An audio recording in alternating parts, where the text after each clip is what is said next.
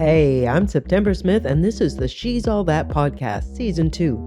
As always, conversations with women doing awesome shit is the foundation of my podcast. And in this transition season to a post-pandemic world, my guests are business owners combining their agile business chops, their expertise, and their insight to offer their clients innovative solutions for the post-pandemic business reality. Each and every one brings a fresh edge to business that you'll want to hear about. Welcome to the She's All That video podcast, and it's season 2. And in season 2, I'm going to be talking to awesome women doing amazing shit in business, and it's B2B, B2C. And today, my first guest of the season is Natalie Tolhopf. I just want to say how well you did with my last name because it's a tricky one. So well done. Why, thank you very much, Natalie. As you can see, the reason I have Natalie on here is because, one, she's an amazing business coach, and she is the author of the book Allergic to Perfect. Just happened to have one here for you. Yes, and I love that approach to business. Natalie is a mindset motivator, a butt kick facilitator, and a badass cheerleader for high-achieving women in business. It's always so funny when you hear someone else introduce you, you're like, who's that guy? And you're like, oh, that's me. It's pretty cool to hear about yourself, isn't it, sometimes? Well, it's all you. I'm in your actually in your women's business group, and I catch some of your lives, and you are motivating. Oh, good. And you're definitely a pretty badass cheerleader, but you're also hysterical, which is why I was so happy to have you come on the show. Yeah, as my kids tell me, I have a lot of mum jokes. So yeah, and I'll think I'm still hip and cool, and I'll be like, no, don't do that. So Natalie, I forgot to mention, but you might have noticed from the accent, Natalie's from New Zealand. And Natalie, tell me, who are your clients? And why is it so important to have this mindset motivator, butt kick facilitator, badass cheerleader in your corner for these women? I think that's a really good question. And my clients who I love, or the women I deliberately go out of my way to attract, are what we call high achievers, which is just a really fancy name for calling out the perfectionists. Because perfectionists are inherently high achievers, and we can often be afraid of, doing things wrong, it having to be perfect. And so we'll hide behind perfection, and then we'll listen to the self-doubt, and we'll compare ourselves. So I go out of my way to attract perfectionists to say, hey, we actually don't want to change that part of you, but that bitch needs to get in the back seat because she can't actually drive the business. Perfectionists running a business will break it and actually fail to launch anything. So that's who I love to work with and why. So what is going on with that perfectionist thing in so many women in online business, or does it happen as much with women in brick and mortar businesses? I think so. I think even more in the online world, and I think because a lot of us have come out of jobs where we've had teams of people to do the accounting, do the marketing, do the sales. And when you come out into your own business, you're all of those things. And women we're our biggest judges and we're our biggest critic. Mm-hmm. And we actually we worry a lot about what other people think. And so if you don't know that's how you're building your business or how you're showing up, as you and I spoke about before we jumped on, is you can come across inauthentic because you're trying to please all the people and you overthink all the tactics and strategies that are thrown at you online. So it's really important that you recognize that working for yourself, it's actually easy to go have a job, to be honest. There's other people who take the load. Yeah, I've actually heard that people who don't have their own business, assuming that, well, you just work in your pajamas and you're just hanging out at home watching TV, aren't you? Well, no, it's a whole lot more involved than that. And sometimes you end up working longer hours than people with jobs. Massive hours. And that's where you've got to be careful is, if you don't have an audience to sell to and you're first starting out, you can think that you've got to work hard and that looks like longer days. But actually, what are you doing in that time? And that's when you've got to be careful that you don't go into burnout and you're not just wasting time when you could actually be, having an hour in the garden at home as opposed to sitting in front of your laptop. Do you know what I mean? So yeah. People think, you've got to, I think it's Gary Vee good old Gary Vee back in the day, who was, work till your eyeballs bleed. He said that? Yeah, Gary Vee. Yeah. I mean, What an ass. I think he's an awesome guy, but some of his advice has been really interesting. Yeah, some real bro energy there that's like, Yes. So one of the things that you mentioned that, and I know you do help clients with, is selling with confidence. Yeah. Now, is that more a woman thing?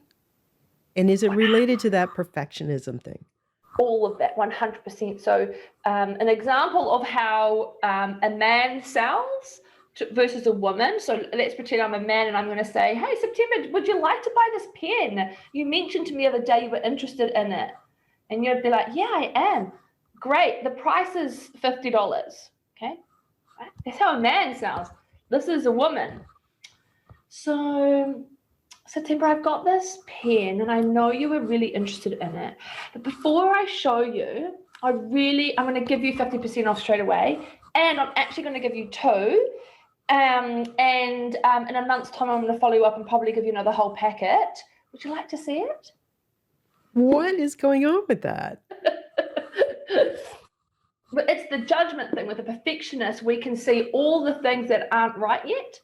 So the color's not right. What if you think of me when you take it and it doesn't solve the problem I thought it was going to solve? And we put all this stuff amongst it, and we find the sales process really hard. The direct sales process of, would you like to work with me? For a perfectionist who's an expert in what they do, a huge expert, can be of service to so many people, will complicate and add so much complexity to the sales process, and can overwhelm people. So a perfectionist wants to add value and cram value in because they're people pleasers, that the person ends up not needing to buy your stuff because you've given them so much value up front, and the perfectionist goes, I'm not good at what I do. Or in fact, you've just overwhelmed people. Does that make sense? Yeah, that totally makes sense. So Yeah. but you seeing it as a business coach, looking at your clients and the people that you're helping with that, it's so much easier for you to see when you're not clouded by their perfectionism and that mindset issue. Yeah. So if they're in that headspace, and it is pretty prevalent, what do you do to help budge your clients and or the individual out of that? I think what's really cool is what I love is I like to tap into that masculine energy and go, because men will build their business based on analytics and facts, whereas a woman can base it on, well, they didn't buy, so therefore there's something wrong with me. But men don't often connect the two, which is great, but women, we're like, I'm no good because of that. So factual evidence, and I show that to a client, let's look for the evidence that you are an expert, that you do have all the right things set up, you have the great audience, you have the right offer, and you've had people buy from you before. We go find the evidence that they can see on the other side their absurdity, because that's what it is. You can be absurd about something. I'm afraid of getting no's. I'm afraid of someone saying no. And we'll say, but would you agree by not offering and selling, you've already got that no? Oh, so you're already within that fear. Oh, yeah. And you're coping and you're not dying. Oh, yeah. So what if so facts are really, you can't unsee facts, which are great. So how long does it take, on average, how long does it take to bust through that with most of your clients? You can bust through some great mindset pieces really quickly with, especially with mindset coaching. You can bust through that in a session. You can uncover and share and bring awareness to what we call obstacles, or if it's doubt or if it's fear, you can bring awareness to that stuff and start moving it in one session. What? Like anything, mindset stuff.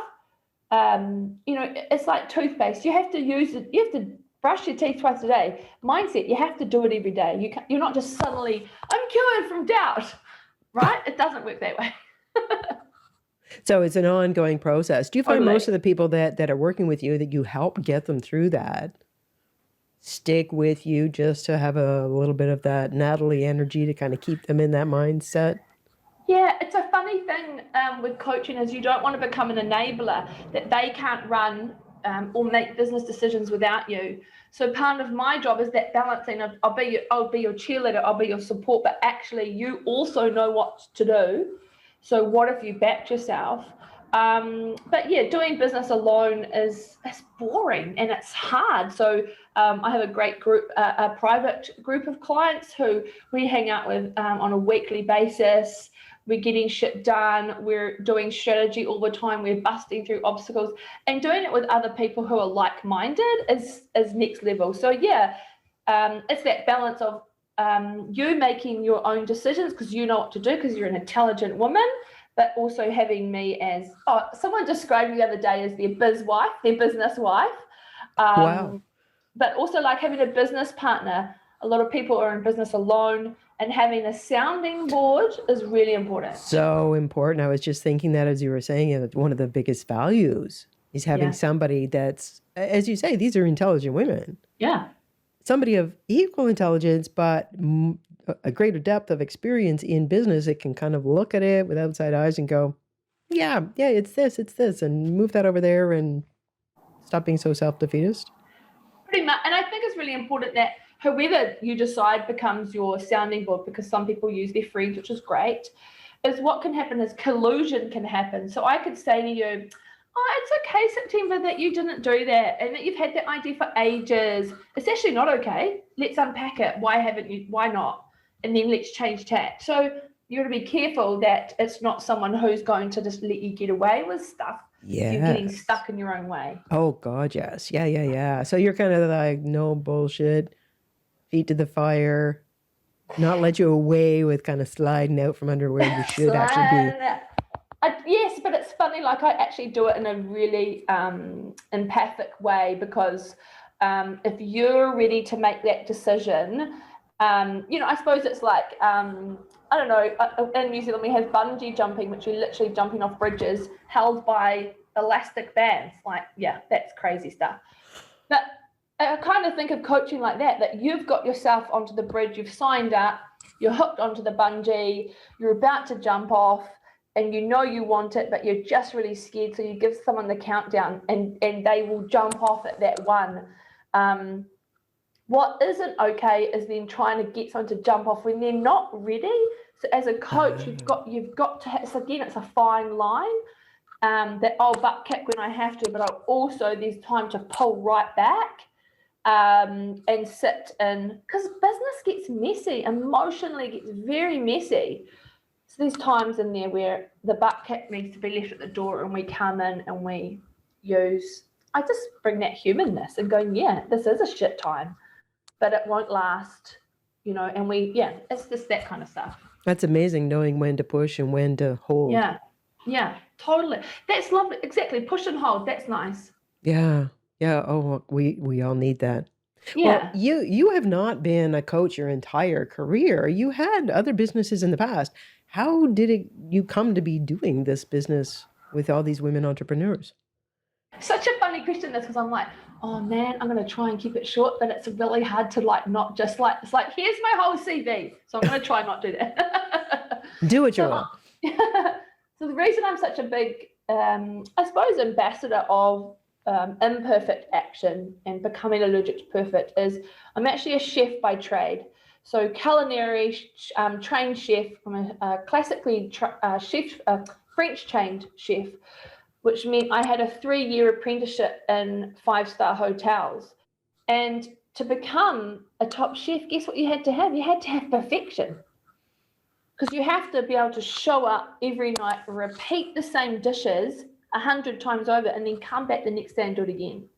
So I was trained to be a perfectionist, right? But I didn't know that at the time. So I trained as a chef, went all over the world. It was amazing. Came back to New Zealand, quite a young and cocky 20-year-old, but that's okay. Thought I knew it all. Jumped feet first into a business partnership. I didn't even look at the financials. That's how green I was. And her and I ran this cafe restaurant where we would take young people, instead of just, they come there and get a job, we would train them and really upskill them. But because we both didn't really know about taxes, like we spent tax money on buying new furniture for the restaurant as opposed to paying tax. We found ourselves in financial trouble. And so that was a massive failure. But for me, I see it as, that was my MBA. That was my university degree of, hey guys, here's not don't do these things. So I was able to then become a consultant for startup hospitality businesses to help them get themselves up and running. And between all that, we moved to Australia. I went and sold mortgages. It didn't work out. We came back. And the reason I put that segue in there is I learned how to sell with confidence when I was selling mortgages as a New Zealander in Australia. It's probably like a Canadian going to America or America going to Canada. We're always bantering. Yep. I had no mortgage, and here I was selling mortgages, right? So it taught me that if you understand what you're selling and you understand how it's helping people, it doesn't matter whether you have that or not, you can sell. So anyway, came back from Australia, went back into some consulting with people and business development management. Found myself pregnant quicker than we thought, and I had to change jobs at that time. And so I became what we call a tutor. So I was able to teach to a diploma in hospitality management. And that was amazing. It was a big private corporate education business I worked for. Long story short, I'm an extrovert. They noticed me, asked me to come and help with their marketing. They then asked me to come and be the campus manager, which was basically the general manager of the business. And that was a $7 million business. And for me, I was like, what the hell? I didn't know I was capable of these things. So then I started down the track of personal development. Like, why has it taken me till my 30s to realize I had these leadership qualities? And did some work on myself, realized I wanted to run another business. Tried my hand at my first online business, which was called Catapult Your Career, which was helping graduates and mums go back into the workforce. That didn't work. It was my second failed business. It didn't work because I didn't really understand the online world. I thought, some fancy funnels and all that stuff was the correct way to go. And I didn't have an audience. And you know what? I didn't have the patience to stay in the game. So I jumped back out. Meanwhile, I was getting shoulder tapped with, hey, love your leadership, love how you put yourself out there. I'm a businesswoman. Can you help me with my confidence? So there's the pivot where I went into business coaching. Wow. And how long ago was that? 5 years now. Must be 5 years. Yep. So I'm taking it that the message in that is just get in there. Do what feels right at the time. And if it's not, if it turns out you're feeling like this isn't it, doesn't mean it's a failure. Yeah, you walk away, you learned a lot, as you say, you got your MBA, and keep moving, and you will find that thing that you love. 100%. It's funny you say that. I was interviewing a client yesterday, and and she coached with me for a year, and her business didn't grow. It wasn't successful because it wasn't what she wanted to be doing. But if she hadn't been coaching, she wouldn't have worked it out. And now she's had, through the skills of what she's learned, she's now come into this incredible new business that's just gone through the roof because of that journey. We all have to go through a journey. And as soon as you deny that journey, you're just not going to reach your capabilities. Now, I have a question from being a coach, and you're seeing these people that are in different iterations of their business and or the journey. Are you able to look at people and to know, yeah, that's not what you should be doing. Yeah, you need to kind of move over here a little bit or change that, or is that even kind of in your purview? It is definitely a thing. You'll hear it in their languaging. When something feels like a chore and it feels like hard work for people, and if I say to them, you're going to come and do, I'm going to invite you tomorrow for a presentation, but there's no slides. I just want you to stand up and talk about what you love. And if they go, oh my God, I don't, their reaction tells me a lot of things. So yeah, you can definitely through chatting to people, and it's just often the confidence to go, oh, I want to do that. And so working with someone to help you pivot, or do more of what you're scared of doing, but it's what you love. But so yeah, I can pick that. And when you do see that, how do you then get that across? It's like, I just ask the question directly. Oh, really? Like what? Yeah. Like, are you sure you're doing the right thing? Yeah. Is this what you really want to be doing? If you could start again, would you be doing what you're doing right now? No. Okay. So what would you like to be doing? I'd like to do this. Okay. So let's look at bringing that together.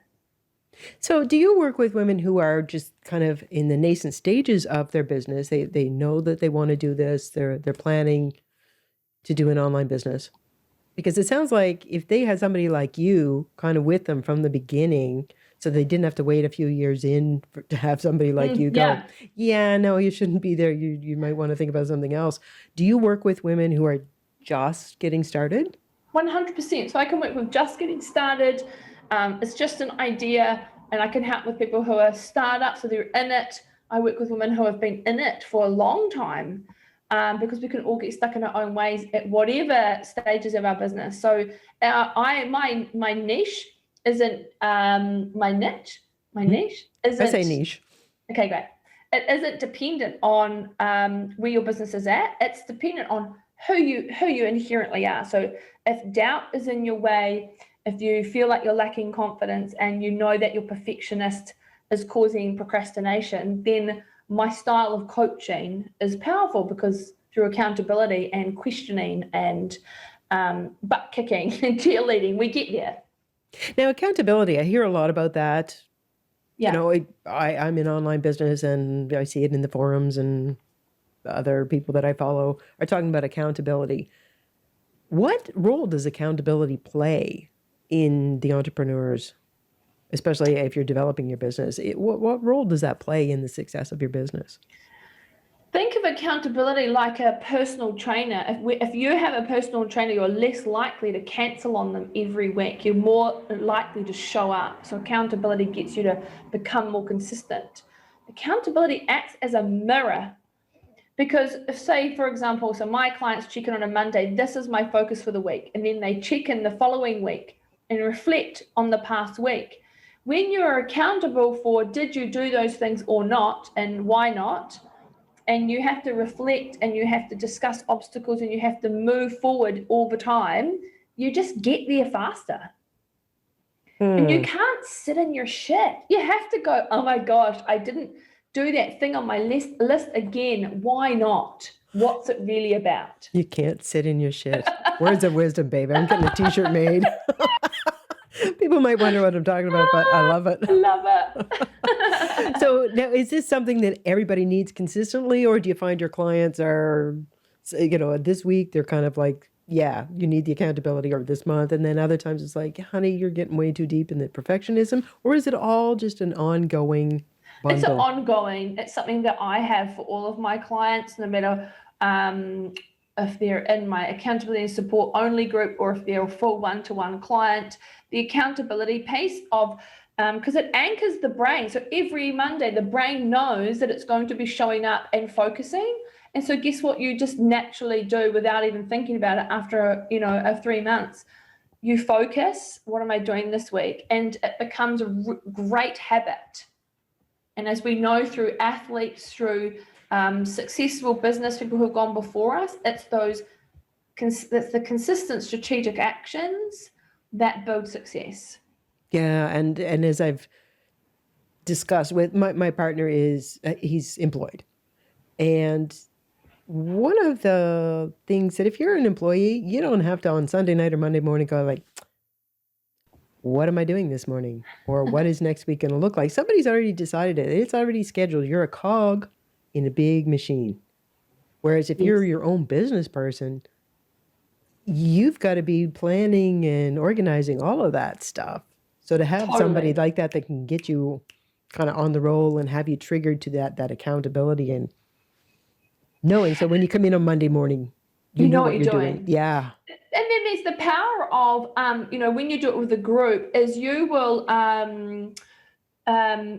meet the group where they're at. So if you feel like you're the loose unit or the weakest link in the group, what a group does is it pulls you up to wherever you're at. And so if a group is showing up and going, this is what I'm doing this week, then you're going to show up. Even if it's uncomfortable, then you've just got to process the uncomfortableness. So yeah, it's powerful. Well, that's really nice that you've actually created an environment within the group that people are like, okay, we're going to pull you up, because not all groups are like that. No. Some of them are very competitive and or, like a loose clutch of divas. Yeah. I think free groups can be like that. When you have a paid group, there's a sense of, control around that. But also if we have women in the group who they feel intimidated because other people are more ahead of them, then that's a mindset piece that I can help them with and say, okay, so let's talk about that, because that comparison on some level is stopping you moving forward. So what if you didn't judge yourself? What would that look like? So do you do one-to-one work with people on an ongoing basis? I do one-to-one, and then I have the option of group work. So your book, which echoes this one. That one. What is it? Allergic to Perfect? I love that cover. Yeah, how to ditch your doubt. I'm always like, do I still look like the cover? Oh, totally. There's nothing worse than seeing someone's branding, hey, and they're like, you look nothing like that. And then their mother shows up on the Zoom call. Wait a minute, I thought I was talking to Sally. It's so funny. Yeah. Try not to flinch. That's so funny. Oh my gosh, crack up. So your book, how did that come about? Yeah, so because I love to create content, like I naturally like to write stuff, and I have a lot to say on things. I was like, I think there's a book in me. I think I'd like to help more people, and a book is priced that you can help more people, and that's what I wanted to do, was to impact more people, because I care. What tripped me up a lot was the social media highlight reels that, you just do a funnel in a 4-part video series and you'll be sipping pina coladas while PayPal's dinging. It's not true. People forget to tell you that, perhaps they've put $100,000 down Facebook ads and they've got, 100,000 people on their database. So we can get caught up into the social media highlight reel. So I wanted to, I suppose, expose it a little bit and show the reality behind what it's like to run a business. And then in the book is my roadmap of how I took my business to 6 figures. Because it's cliche. 6 figures is so cliche, but actually it's really doable. But it's going to be some hard work, and you've got to stay in the game, and you've got to fall down 100 times and get back up. I just recently heard some statistic that only something like 6% of businesses actually crack 6 figures. Really? Yes. No, I'm Canadian, you're New Zealanders. That's 6 figures actually, US, but still. A lot of, if it's a Canadian statistic, usually Canadian, Australian statistics work well with New Zealanders because there's a similar demographic sitting there. Oh, I'm a 6%, guys. Oh my gosh. Elite. That's why I wanted you on the show. So the Allergic to Perfect, is that a mantra you have to keep bringing back to the people you work with? Yes, but even for myself, like even writing the book and getting it out there, I could hear the perfectionist, and it's like, no, it's never gonna be perfect. And I think, before we jumped on and recorded, I was sweating because I had to run up some stairs and get her, and I was rushing, and old me would have just been so embarrassed to have shown up with you that way. But what if I just said to you, I'm so sorry, September, I'm sweating, I've been running late, I'm sorry about that. And we had a laugh about it, as opposed to try to pretend that everything's perfect all the time. It's not, it's ridiculous. So basically it's just part of this Allergic to Perfect is just like accept yourself for who you are and where you are. You're just fine. You are enough. 100% you are enough, and you know enough Because what comes with perfection is often imposter syndrome, where you'll be like, I don't know enough. I'm going to go download some more stuff. I'm going to keep learning. I've told a couple of clients this week that they need to stop listening to podcasts, because some podcasts are so full of so much new information that their should and their to-do list gets longer. And I'm like, what if you just gave yourself 10 minutes of no noise and just stop for a minute instead of constantly filling up information? No detriment to podcasts. Okay, just disclaimer. Yeah, no. And that is something, as an online entrepreneur in particular, because the tech is always changing and evolving and there's new stuff coming out, shiny object syndrome. It is really a risk we all run of like falling down that rabbit hole of more, learn more, pull this. Which is why I like to teach what I call Business 101, is that if your business foundations are solid, it doesn't matter if platforms keep changing. Your business foundation, because business and how it works will never change in terms of find an audience who has a problem, create the offer, and go market it. Those things will never change, regardless of if you've got to go to the clubhouse, if you've got to go TikTok and do a reel. Doesn't matter. You've got to have those other foundations right first. Yeah, exactly. To drive people to check you out, get to know you further, and do business with you. So people can actually get to know you better, like I did when a year ago I heard about you and I thought, I got to check this woman out. She sounds awesome. And you've got a Facebook group that people can find you in. It's called Allergic to Perfect. Yes. Oh, I've heard of that. Very easy to find. Yeah. So you've got the book, you've got Allergic to Perfect, you've got the group. And is there anything else that people should know if they want to do business with you, lady? If you come to my website, I've got an awesome butt kick sales kit. It's got checklists, giving you just some ideas and motivation on how to sell. Sales is very different from marketing. Great people are great at marketing, not so great at sales. So if you're having trouble with your sales, come and get that little kit, because it's cool. Yeah, no, that sounds fantastic for anybody, whether you're just starting in business or struggling with sales. Come and check it out. Well, Natalie, thank you so much for being with me today and telling me all this. I love just like hanging out with you and hearing what you do with your clients, and so valuable. Oh, thank you. I appreciate that. Well, I'm going to be talking to you soon, and I'll see you in the group. As everybody else should go check out her group. Natalie's amazing, and she's hilarious. Oh, stop it. Oh. Thanks, everyone. Okay. Talk to you soon. Bye. Bye. Did you know that podcast guesting, being the featured guest interviewed on podcasts, is one of the hottest 2021 ways to build brand, audience, and your business? To get your unique message and personality out there to those who need to hear it. As a podcaster myself and a business consultant, I help turn entrepreneurs into business people who can proficiently and profitably use podcast guesting as a powerful part of their marketing plan. Want to know more? You can download the 5-step guide below in the notes, or if you really want to get moving on it, book a call and let's map out how we could make it part of your marketing plan.